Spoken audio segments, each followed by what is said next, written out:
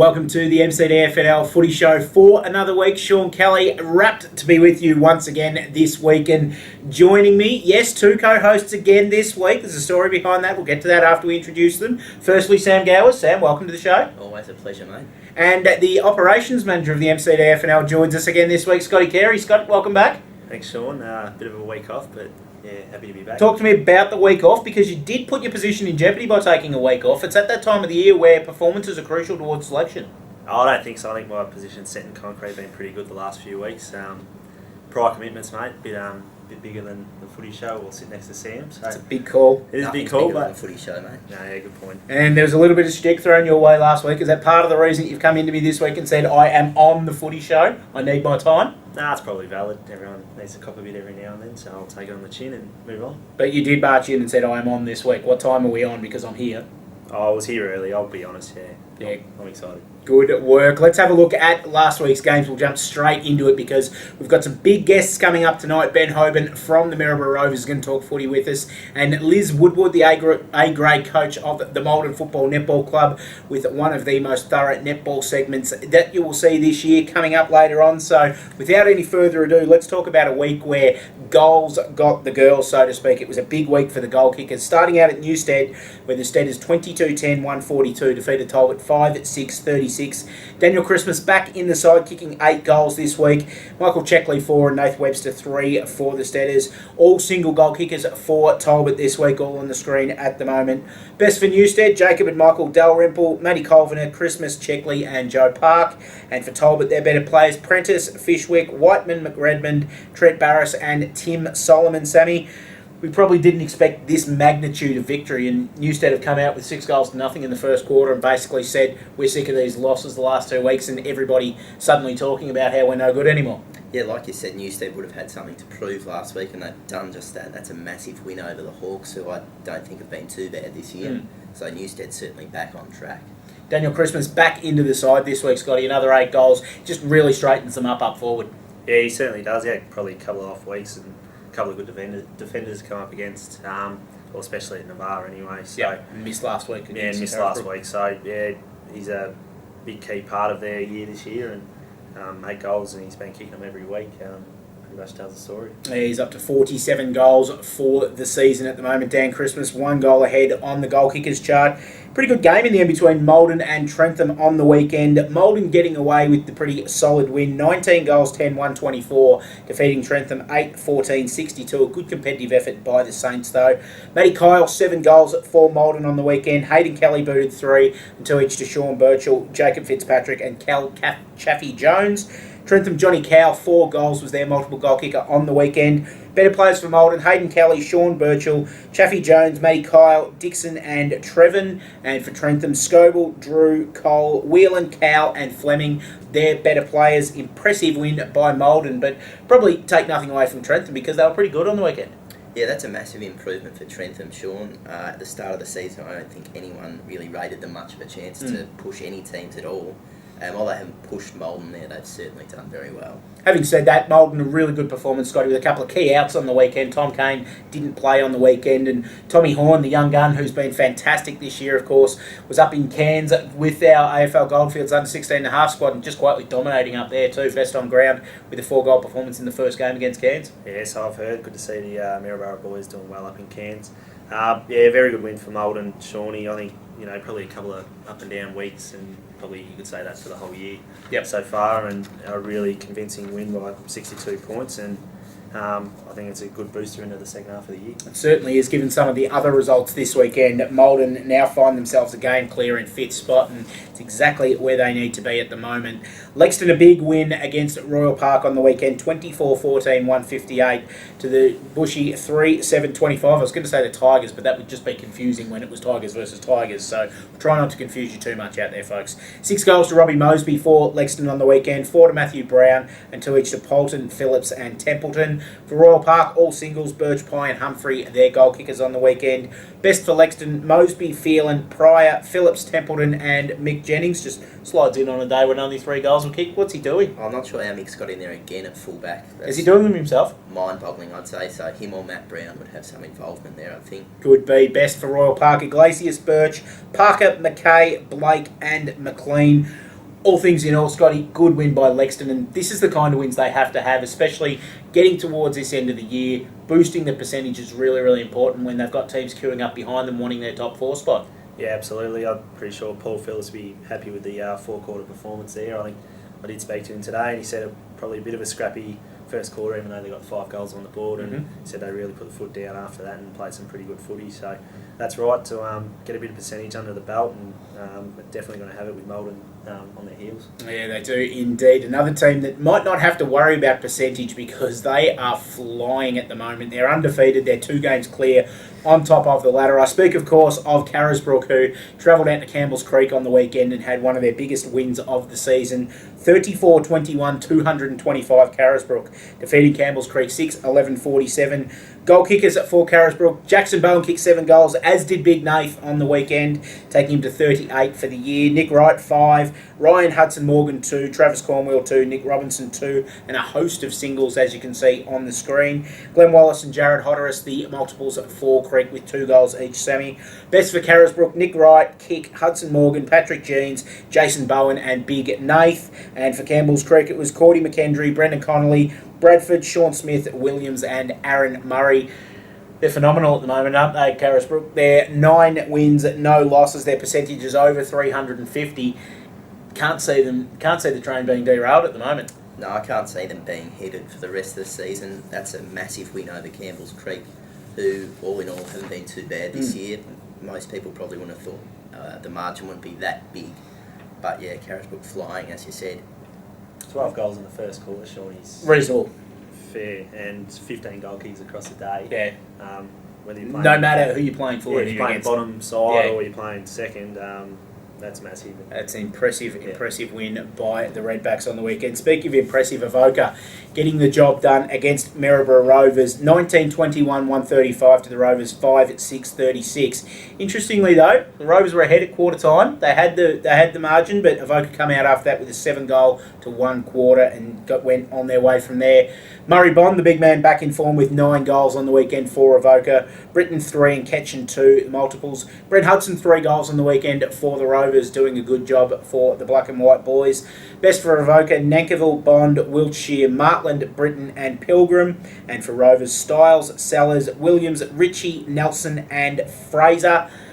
Good win by Avoca. We expected it. They probably cost themselves a little bit because they were inaccurate. 19 goals, 21 in a game where they could have got some percentage. But give Rovers credit. They came out hard early. They got the quarter-time lead. It's probably the first time they've led at a quarter break all season, I'd imagine. So give them a little bit of credit for that one, I reckon. Yeah, certainly would have given Avoca a bit of a scare, and it's good to see a bit of fight there with the Rovers. Unfortunately, a bit of class probably didn't show through the rest of the day and couldn't go on with it. And it sounds like Avoca's defence has kicked into gear. No goals after half time. So, good win. It keeps them in touch with 4th, 5th spot. So, they'll be happy with that and move on to this week. Yeah, another good win on the weekend by Harcourt as well. And it was a bit of a shootout in the end out at Harcourt on the weekend. The Lions 21-12, 138, defeating Denali 16-11, 107. 5 goals each to Paul Chaplin and Kyle McLean for Harcourt. 3 to Daniel Smith and Matt Geary and 2 to Casey Williams, leading the way for the Lions. For Denali, 5 goals to Bradley Shoddy, 4 to Justin Laird, 3 to Joe Thompson and 2 to Jamie Townsend in a good effort by the Eagles. Best for Harcourt, Davis, Chaplin, Mitchell, Mack, McLean and Ling. And for Denali, Joey Thompson, who's having a fantastic season for the Eagles this year, as well as Jackson, Gibbs, Thompson, Ballinger and Laird. Pretty good game of footy from all reports this one, Sammy. Yeah, absolutely. I think it's a bit of a surprise result. Most people probably would have tipped Harcourt to have a pretty heavy win here, but especially with a couple of outs that Denali had as well, with Bellingen and a couple of their really Longmuir as well. A couple of their really good performers from recent weeks. Yeah, but that just shows that Denali's improving week by week, and I bet Tony Ballinger wishes they had have started the season like that. Could be seeing a very different ladder. I think you might be right. Now, you mentioned the word surprise result whilst we were talking about that game. We want to speak of surprise results. We had arguably the surprise result of the season on Sunday as Natty Bialaba 8-9-57 defeated Navarre 6-9-45. Out at Natty, a low-scoring game on the Sunday. In fact, it was at Navarre, so it was even more impressive. A low-scoring game on Sunday. Mark Fitzgerald led the way with 2 goals in, I believe, a playing coach role this week, Sammy. We'll discuss that more shortly. Nick Murphy and Zane Bigmore, 2 each for Navarre. Best players for Natty, Ross Perez, it was Stephen Ross first, Perez, Nathan Ross, Jardine, Morley and Fitzgerald. Good to see that the coach slips himself in the best on the day when he only kicks 2. And for Navarre, Tickner, Driscoll, Lee, Chettle, Hendy and Murphy. Shane Green, where was he? He was absent for the club's biggest win of the year. Yeah, he had a bit of a family commitment, Sean, one that he couldn't get out of. But Fitzy took the reins and did a really, really good job, really impressive. Talk to me about this game because nobody at all saw this coming. What happened? I don't think even Natty saw it coming. I certainly didn't see it No, coming. you didn't. But they just got on top of Navarre early and held on all day. Dominant in the midfield. A couple of big injuries to Navarre in Park and Bigmore and Hannett. But yeah, taking nothing away from Natty's win there. Yeah, really good win by Natty. And as we have a look at the ladder, it's kind of helped clarify that top 8 position picture a little bit. Carisbrook, of course, undefeated on top of the ladder. They've now got a 2-game gap to Navarre and Newstead in 2nd and 3rd spot, and all of a sudden it opens up that 2nd spot once again, which is very interesting. Lexington again back in 4th spot with 6 wins for the season. Then we've got 3 teams all sitting on 5 wins and 4 losses. Natty move up to 6th with their win on the weekend. Avoca and Harcourt 7th and 8th with very similar percentages. Talbot sit a game behind them outside the top 8 with 4 wins in 9th spot. Campbell's Creek, another game back in 10th. Another game back from them 2 sides, Royal Park and Denali 11th and 12th. Trentham in 13th and the Rovers in 14th, and setting up some very interesting weeks coming forward, which we'll talk about soon. But before we do that, we've got some big guests to introduce. Firstly, coming in that we're going to have a chat to, Sammy, is one of the stalwarts from the Maryborough Rovers. It's time to have a chat to Ben Hoban. Welcome back to the MCDFNL Footy Show with one of this week's special guests, Ben Hoban from the Maryborough Rovers. Ben, welcome to the show. No worries at all. Thanks for having me. Great for having you in here on what really has been a pretty difficult year for your footy club. It has absolutely. We've had a couple of injuries to a couple of our biggest recruits in Corey Taylor and Grant Ryan, which hasn't helped. Hasn't helped our cause, and our 2 best big blokes from the previous years, and Down Hedger and Dan Rossi both out with knees. So. Look, it's been a bit of a battle, but a couple of real positives. We've had a couple of fringe players turn into some really good footballs, mainly in like Trent Monk and guys like that have really come on well. Yeah, he's a big boy and he gets a lot of it through the middle, really strong, so he's come good for us. And a couple of blokes into the club in Brent Ritchie and Matt Stoles from Denali, so he's our big bloke, and without him would be been a fair bit of strife because he's really held us together. How's your coach, Scotty Sellers, finding it? Obviously coming in and having to try and motivate the boys every week at training after unfortunately getting a touch up most weeks. Yeah, look, you do feel for him because he's pretty much the heart and soul of the joint and tries to drag us single-handedly over the line most weeks, but he's sore like a lot of the boys too and carrying injuries, so you really do feel for him. But as I said, a couple of the fringe players of like guys like Trent Monk and that have really sort of stood up, and a couple of weeks we've really tried hard and got a lot closer than some teams might have thought we may have. True. Yeah. Obviously, you mentioned your good mate Corey Taylor there, come back as assistant coach this year. What's he brought to the place after being at Maryborough for a couple of years in the Bendigo Footy League? Yeah, well, the thing about Corey, he's got a really good footy brain and he understands the game well. So it's just a shame he hasn't been able to get himself on the park. He's carrying a bit of an ankle at the minute. So hopefully the next couple of weeks we might get him and Grant Ryan and a couple of guys back. We've got Butch Kennedy back on the weekend. That's a bit of a help, an ex-interleague guy. So if we get Corey back on the park up forward, he's got a bit of class. So that has definitely helped us. Yep. And where do you see the club going next year? Obviously, this year hasn't been great. Have you talked about next season at all? Yeah, look, we have. So hopefully we really just need to keep the core of players we have at the minute, because we are basically a Maryborough-based team. We don't have a lot of sort of guys from outside, so we can keep that core and hopefully pick up a couple of guys. We've got a couple of ties down at Red Hill now with Brent Ritchie and Grant Ryan coming to the club, so we're looking at a few guys from down that way. So hopefully we can keep our core of local guys and hopefully add to it with a few from outside would be good.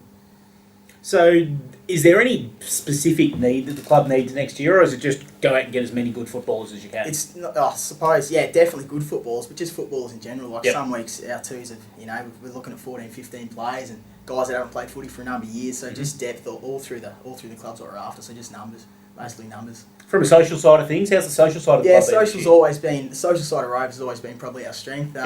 We sort of love having a beer and we're pretty tight knit. So. that's probably been one of the highlights so far this year. Is Yep. you know the social side's always been a bit of a Rovers singing Friday ourselves on it. So. Good stuff. Obviously, we're hoping that the Rovers will be up and about in this second half of the season going into next year. So, what's the positives that you're going to take from this second half of the year? Second half of the year, well, we hopefully we get a few back, and we do run into a couple of the teams placed around us on the ladder towards the end in Royal Parks and Campbell's Creek again. Even though they both touch us up, but hopefully we get a few back, and just hopefully come out with a couple of wins and something to take into next year. A few positives. Well, Ben, while we've got you here, we slam it on Sammy every week for his tips, and most weeks rightfully so as well. So we'll see if you can do him one better this week, mate. We'll get your tips for this week's games. I'll chuck them at you, and a one word if you want, a one-liner, whichever you need. Talbot taking on Avoca at Talbot. We played Avoca on the weekend, and I think they'll be too good. Lexton taking on Denali. Lexton will win easy. Royal Park v Carisbrook. Carisbrook get up there. Maryborough Rovers v Maldon. Oh, well, I'd love to say Rovers, but I think based on this year, Melbourne might be too good. You've done a Sammy and gone with the...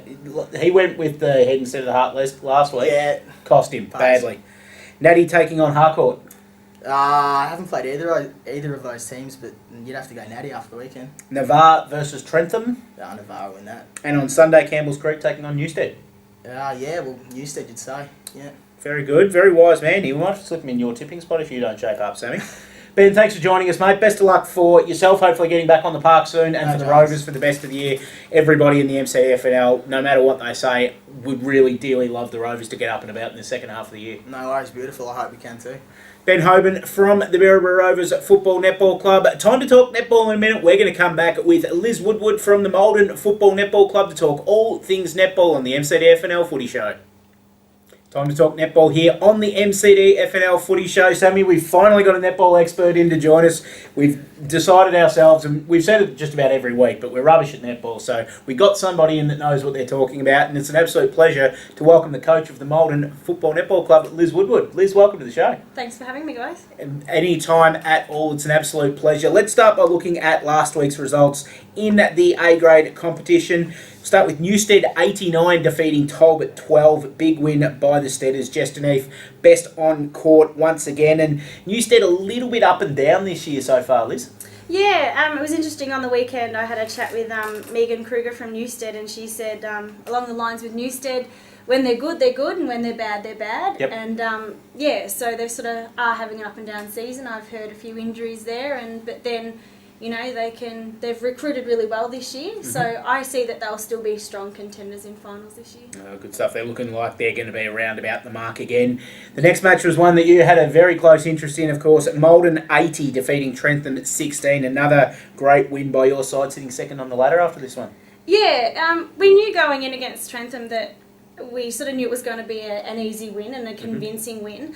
But at training on the Thursday night, I set a target to each of the girls and sort of said, we're just not going to laze about and just, we're going to still take netball serious. And so the Friday night I sat at home and organised set plays for each of the girls and tasks. So they all had to, set goals and I set them for them.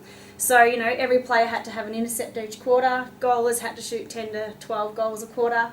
And the best part was at the end of the A-grade game, a lot of the girls said, we never gave up. We had set tasks and goals that we had to achieve, and that's what they did. That's a really good way to do it. We'll talk obviously more about Maldon's season very, very shortly. Lexton 55 defeating Royal Park 26. The reigning premiers are getting up. Julie Anderson again, fantastic, coming off a best on court performance in the MCDFNL's under 17 and under side, I should say, in the Ballarat District Junior Carnival. Yeah, I see Lexton, when we played them, was early on in the season, so I think they were still finding their feet just as much as us. And we were lucky to come off with the win, but only by a goal. So, I definitely think no one should rule them out just because of the way that they've started off. I think they're definitely going to show us in finals what they are made of and the reason why they are premiers. And so, they'll be really ones to watch out for as well. And sorry, my cross to you there was absolutely ordinary, so I'll try and pick that up for the next couple of games. Carisbrook 75 defeating Campbell's Creek 6. Another huge win by Brooke. Sarah Jeans best on court, and really good season for Carisbrook. They're probably a bit higher on the ladder than a lot of us expected at the start of the year.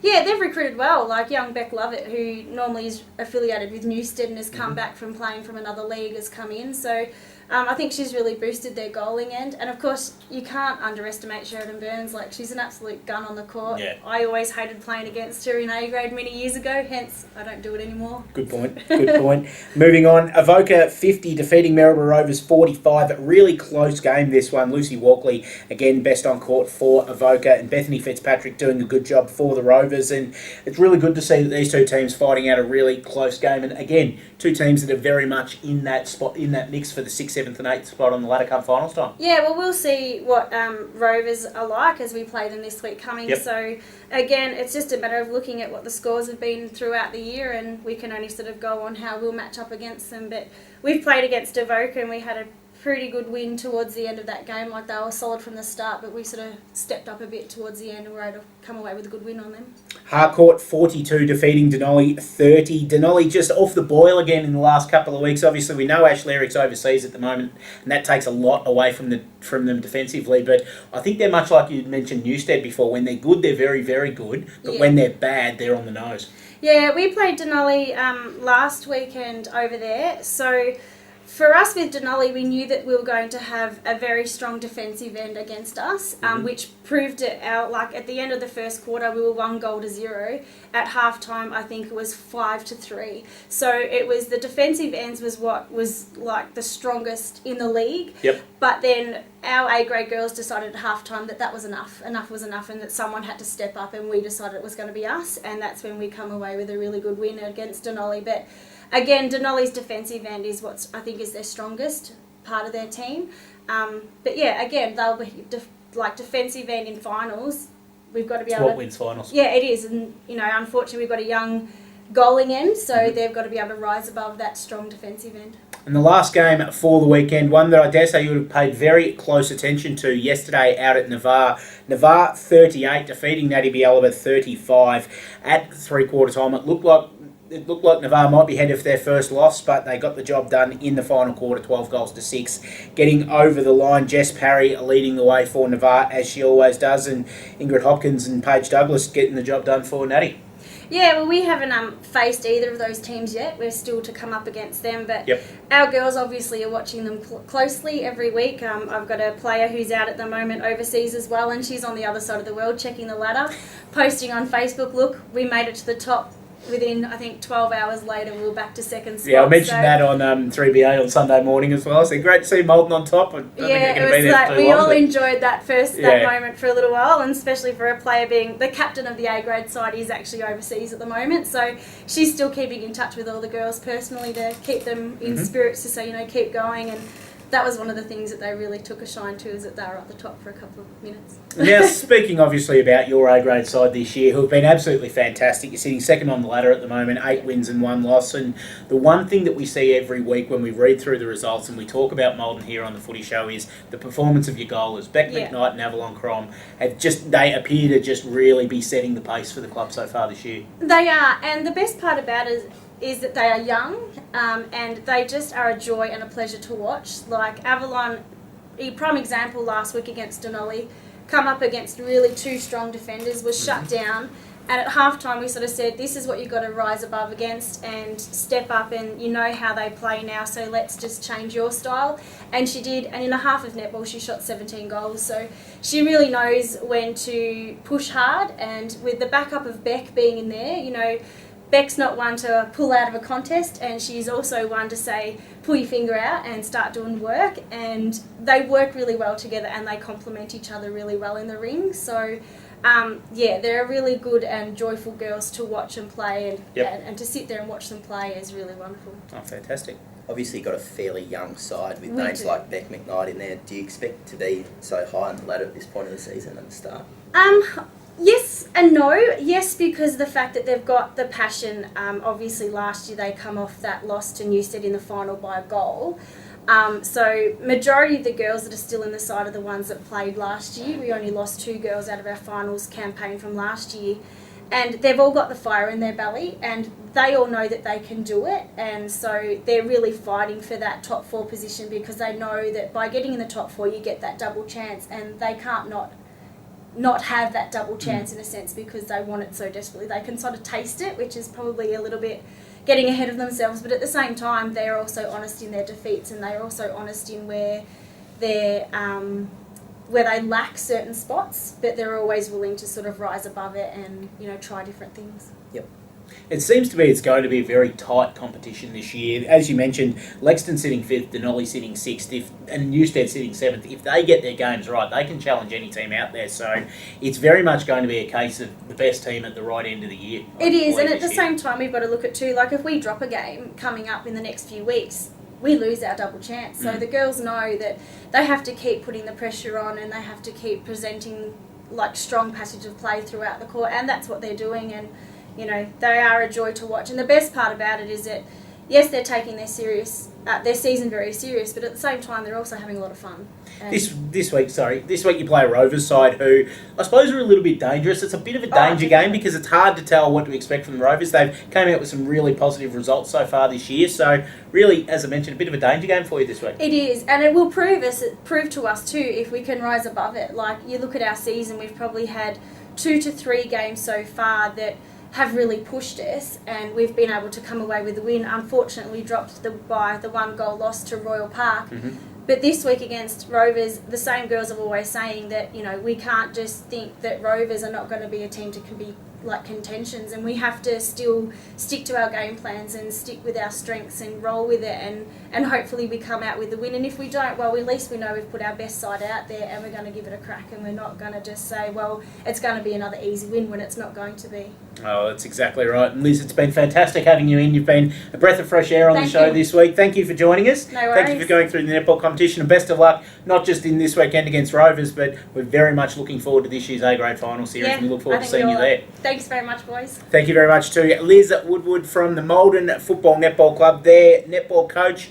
Time to come back with your shining moment in a second, Sam Gowers. It's almost time to hear your tips for the weekend. And, of course, we're going to have a little chat to you about your tipping strategies because you went with the heart, you went against the head, and it cost you badly. So, coming up next, all the tips from Sam Gowers and Scott Carey for this weekend's action. Welcome back to the MCDFNL Footy Show. How's Liz Woodward's form? That's one of the best netball interviews of the year, Sammy. Well done to you, even though you didn't really get much of a say in, so I apologise for that. No need for my involvement. Liz had it all covered. She did indeed. She had it covered beautifully. And Scotty, we've got you back in because it's time to talk round 10 action in the MCDFNL. But before we go into the games, it's a pretty important round this weekend. It's Zadie's Rainbow Foundation round, helping to support the Zadie's Rainbow Foundation. As we see with our Price is Right girl, Scott Carey, each player will be wearing these rainbow laces on the weekend, and it's for a fantastic cause, helping organ and tissue donations. Yeah, it is fantastic. We did it last year, and the club's really supported it well, and it's good to get the laces on and show our support for Zadie's Rainbow Foundation, and something we can hopefully continue in the future. Yeah, fantastic cause. You can read about it in this week's MCDFNL Advocate, all of the background behind Zadie Turner, and obviously one of the youngest ever organ donors and tissue donors in Victorian history, and read a little bit about the background story in the record this week. Well worth your $2. So let's jump straight into the games, lads. We'll start with Talbot taking on Avoca, and boy, is this an important game for Talbot. They're starting to get to that stage where they're losing touch with the top 8. They're now a game behind, and Avoca's one of those sides that they're a game behind. So we talk about 8-point games a fair bit, and it's a fairly overworn cliche, but I reckon this is nearly the definition of an 8-point game for the Hawks. Absolutely. They started the season really well, dropped off a little bit in recent weeks, but I'm going to back them to get over Avoca. Going to back them? Yep. Big call, Scotty. Yeah, I think that's a fair call as well, especially down at home, and Avoca aren't setting the world on fire. So, season-defining game. I'll go with Hawks. 2-0 Talbot here. I reckon Adrian Pilgrim's just written some names down in his little black book. There could be some phone calls coming Monday morning if Avoca do win. Lexington taking on Denali, and again, another pretty important game for Lexington because, as you said before, Sammy, Denali much improved this year, and whilst you think this is a game that Lexington should win, they're probably going to have a little bit of a fight on their hands. Yeah, a bigger fight than they would have expected, I'd imagine, but I'd back them to get over Denali easily. Yeah, you probably talk about a bit of a fight. I reckon it'll be early in the first quarter. The heat will be on, pressure will be up, but yeah, Lexington comfortably in the end. Because we're not talking about an actual fight, just for all those out there saying, oh, they're talking about fights on the footy field. No, the actual fight in the game, not this kind of fighting. So, Royal Park taking on Carisbrook, and I tell you, the Tigers are going to have to be at their best if they want to get anywhere near the Redbacks this weekend. No, Carisbrook way too good. beautifully dismissive by you, Sam Gower. Scotty? It was, wasn't it? Hopefully this doesn't get ugly, but obviously Carisville. Yeah, doing a good job at the moment are the Redbacks. Maryborough Rovers taking on Maldon, and could be a good sign for the Rovers. They showed some fight last week. They're taking on a pretty good Maldon side. You'd think that Maldon would be too strong at home, but I reckon there'll be a bit of fight out of the Rovers, as we heard Benny say before. Yeah, you hope it doesn't blow out too much, but yeah, Maldon to get the points here. Yeah, you'd hope Rovers, like their first quarter last week, can get off to a good start again and hopefully continue that into the rest of the game. But yeah, Maldon will be too strong. Natty Bialaba taking on Harcourt this week, and of course Natty, one of the wins of the season last weekend, up against Harcourt, the same position as them on the ladder. And I guess there's a lot of people hanging on who you're going to tip here, Sam Gowers, because of course last week was the first time you've tipped against Natty for the season against Navarre, and they won. Well, Are you the reverse kiss of death for them? how can you tip against them this week? Natty to win. Easy. Easy. Easy choice. Massive call. That's a huge call because Harcourt are in pretty good form. No, They're I a mean, it's decent an side. easy choice. Ah, I thought you said it was an easy win. No. Yeah, it's going to be interesting viewing next week. Yes. To see the results. Massive game, Shawnee. I think Natty need to prove last week was No fluke. not such a fluke, but you know that their season's on track and they're starting to play really good footy, and a really good win here against Harcourt will be really good for them. It would indeed. Navarre taking on Trentham this weekend, and even with a few players that you mentioned, Sammy, that might be out with injuries on the weekend, you'd think that the Hoppers would be too strong here. Yeah, I'd back Navarre in. Navarre for me.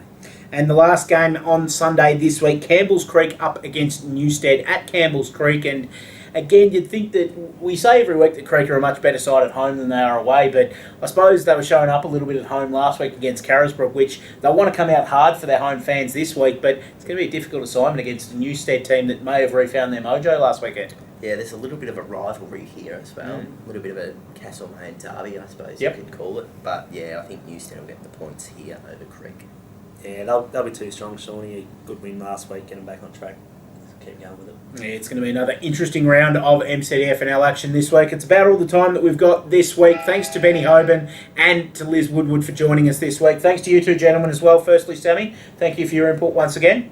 Not a problem. Happy to do it. And Scott Carey back into the team with a bang this week, mate. You might have saved yourself a trip out to the Central Highlands Footy Show with a good performance this week. Yeah, never in doubt, Shawnee. Good to be back, mate. Yeah, no dropping to the twos for you. That's the MCDFNL Footy Show for another week. We'll be back next week, same time, same place, same channel, with all of your MCDFNL action. Bye for now. What was that? What was that? Sign off.